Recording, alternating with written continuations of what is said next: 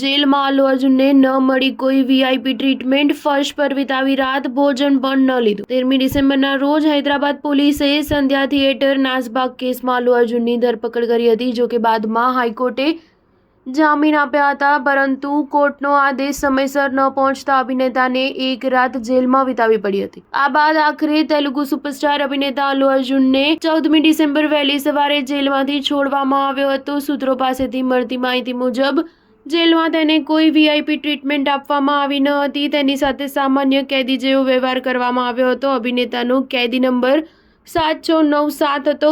આખી રાત જેલના ફ્લોર પર સૂઈને પસાર કરી હતી, તેમજ રાત્રે ભોજન પણ લીધું ન હતું। વહેલી સવારે જેલમાંથી મુક્ત થયા બાદ અભિનેતા અલ્લુ અર્જુને કહ્યું કે મીડિયા સાથેની વાતચીતમાં અલ્લુ અર્જુને ચાહકોનો આભાર માનતા કહ્યું કે તમારા બધાના પ્રેમ અને સહયોગ માટે આભાર। મારા દરેક ચાહકોનો આભાર પ્રગટ કરું છું। ચિંતાની કોઈ વાત નથી, હું એકદમ ઠીક છું। અમે કાયદામાં માનનારા નાગરિક છીએ અને કાર્યવાહીમાં સહયોગ આપીશું। ઘટના ખૂબ જ દુઃખદ હતી।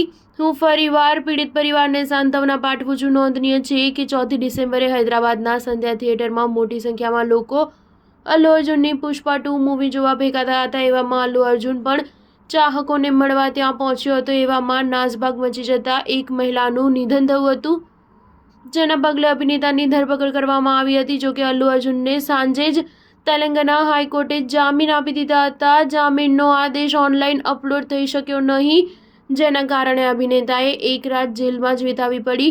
અલ્લુ અર્જુનના વકીલોનું માનવું છે કે અલ્લુ અર્જુનને પરેશાન કરવા માટે જાણી જોઈને આવું કરવામાં આવ્યું। સ્ટાર ન્યૂઝ 7 હંમેશા સચ્ચાઈની સાથે।